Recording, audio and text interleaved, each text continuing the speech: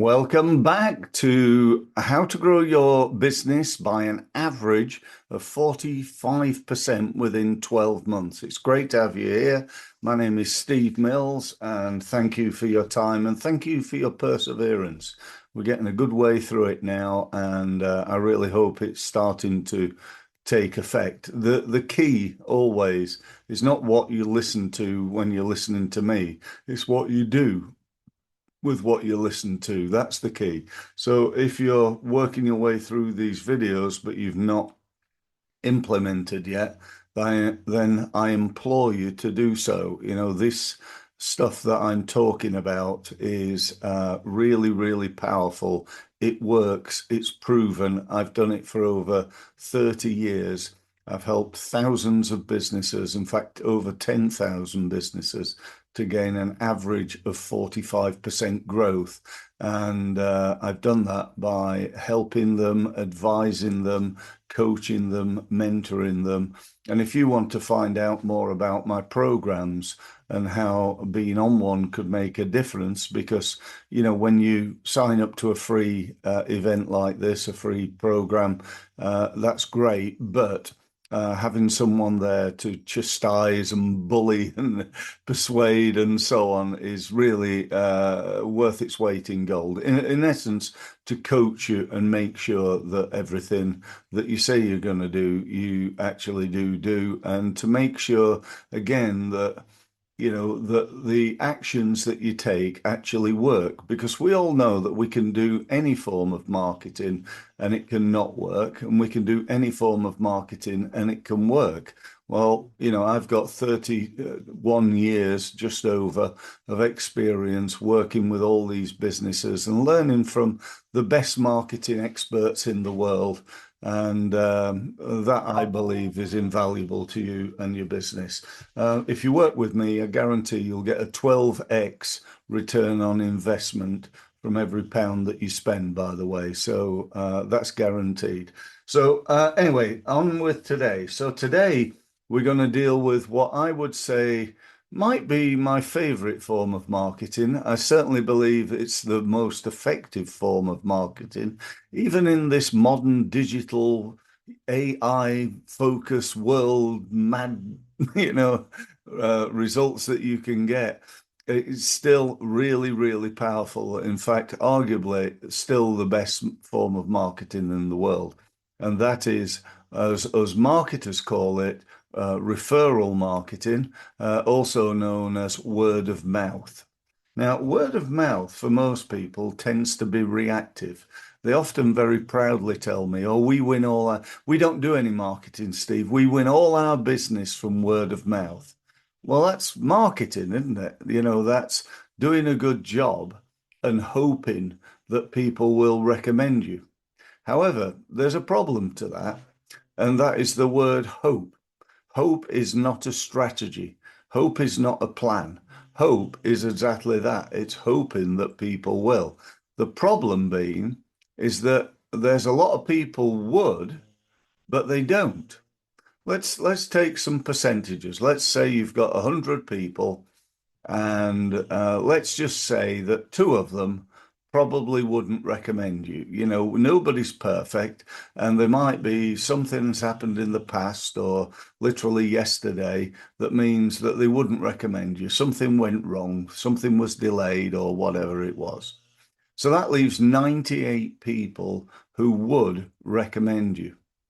The question is, how many percentage wise of your clients have recommended you? That's a really important number, isn't it? You've got 98% that would. What percentage have done? If you're like 99% of the businesses that I speak to, that number is probably less than 10%. So we've now gone from 2% who wouldn't, we've got 10, let's say 10% who would. So that leaves us with 88%. Sorry, let me say that again. 2% who wouldn't, 10% who have. They've actually recommended us. That leaves us with 88% who would, but just haven't. They would recommend you, but they haven't done. Well, why is that then? Well, because they're not getting up each morning and thinking, oh, who can I recommend Steve to? I know they're not. So what's going to happen? I've got to ask. I've got to ask for the recommendation because, it really does produce a compounding effect. Um, you know, why does it matter? Why do we need to ask? As I said, we're not, these people, your customers, are not waking up every morning thinking about how they can recommend you, who they can recommend you to. You need to ask. We can ask in an email, we can ask in a WhatsApp, and so on and so forth. We can ask on the phone, and the best form of asking, or the best way to ask, is in front of people. Okay. If we can't do that, then it could be on a Zoom meeting like this. If we can't do that, it could be on the phone. They're the top three ways that are going to get the most results for you. Now, the next thing to consider is, well, when do I ask? When do you ask? The answer to that is, well, one answer is anytime. Another answer is when something has happened. You've just done a piece of work and it's come out well. You've completed a project for them. You've had a quarterly review meeting, and so on and so forth. So think about when you're going to do it. Think about what your system is, and just ask. People often say to me, "Oh, I don't like asking. It sounds like begging." No, it's not. It depends how you ask. And that's what I'm going to talk about now. So the typical way that people ask is something like this. It's a version of this, and you've heard this many, many times.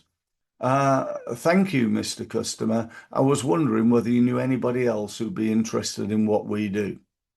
Now, the problem with that is it's people have been conditioned to answering that in a certain way, and that answer's normally something like, well, I don't right now, but if I do, I'll certainly let you know.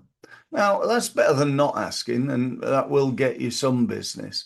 But I believe it's a little bit like, when you go into a shop and you walk in the door and somebody comes up to you and goes, "Oh, hi, can I help you?" And you go, "No, thanks, I'm just looking." It's like a natural rebuttal, isn't it? Can I help you? No, thanks, I'm just looking. Can I help you? No, thanks, I'm just looking.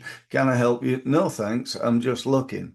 Even if you are looking for something, we automatically say, "No, thanks, just looking." And then you go, "Oh, well, actually, there is something." And it's really weird how we condition ourselves to when somebody says, "Can I help you?" Basically, we're thinking they're saying, "Can I sell you something?" And so we say, "No, thanks, just looking." And it's the same with referral. Do you know anybody who'd be interested in what I do? Not at the moment, no, but if I do, I'll let you know. It's the same automatic answer. So I believe we need to be smarter than that. We need to be a little bit different than that. And this is my formula for success with referral marketing. And I think you'll notice, I don't know, I'm going to say a 50 to 200% increase if you're already asking for referrals. If you're not asking for referrals at all, that could be even higher. So this one thing is a significant thing that you need to learn going forward. So here it comes. So what I'd say is the first thing I need to do is to get a positive response from my client.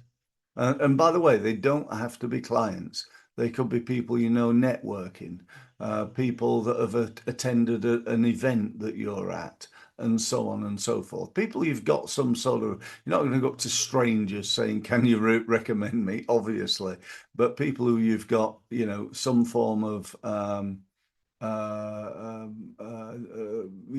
not knowledge of, they know you, you know them, but we're dealing mainly right now with your clients. So you go to your clients and maybe you phone them, and I'd typically say something like, "Hi, Excuse me. Hi, it's Steve Mills here. I'm just calling as part of our customer service. We've not spoken for about a month. I just wondered how things were going.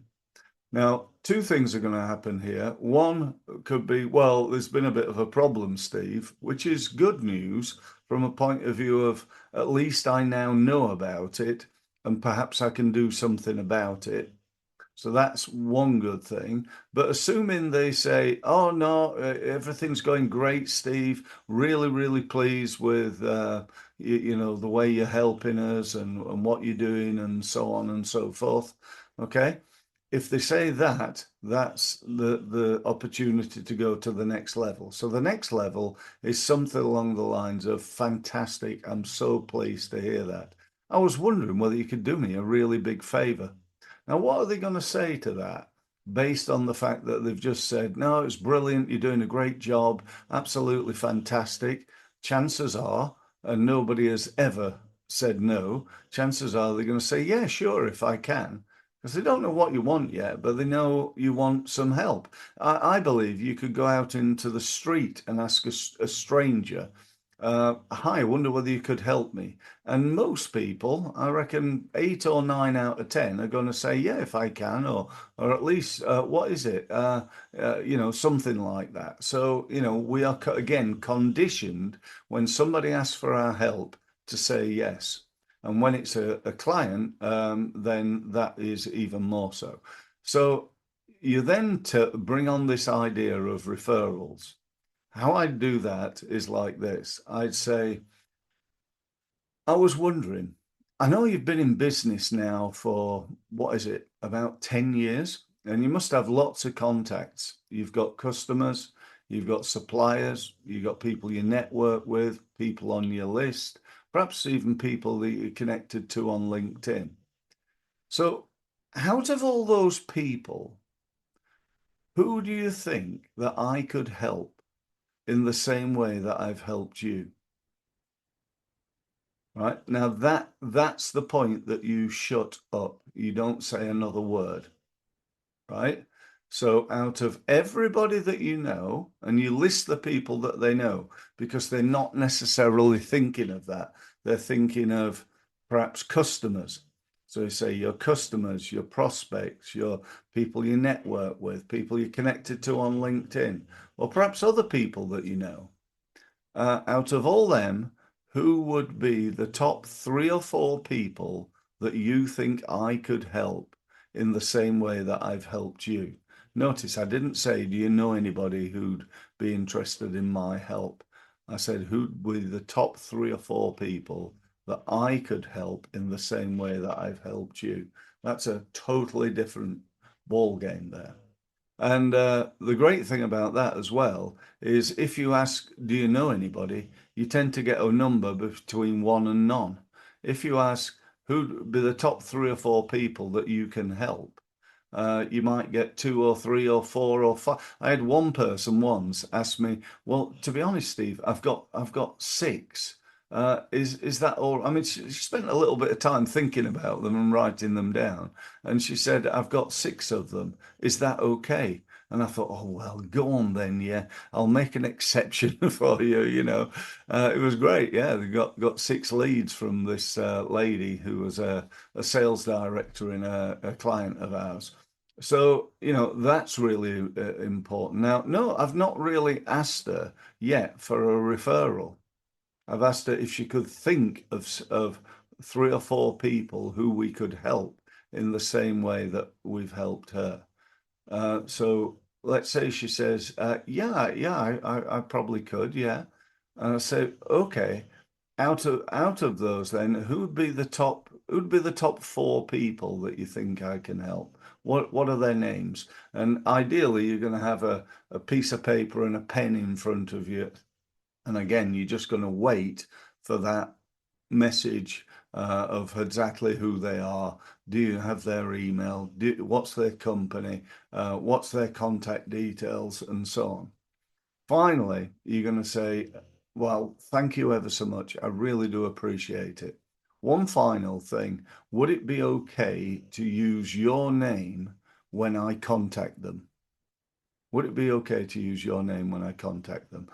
Because that's, again, a really important thing. When you're trying to get through to that person on the phone, and the conversation goes something like, "Oh, hi, it's Steve Mills. Could I speak to Fred Bloggs, please?" And the person on the other end says, "Yeah, what's it about?"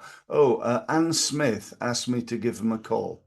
Knowing that Anne Smith and Fred Bloggs know each other, um, I get put through. So, and again, when I get put through, "Oh, hi, Fred, it's Steve Mills. We don't know each other, but a contact of yours called Anne Smith asked me to give you a call. I've been helping Anne with her marketing for the last 3 months, and she's already grown her business by 20%.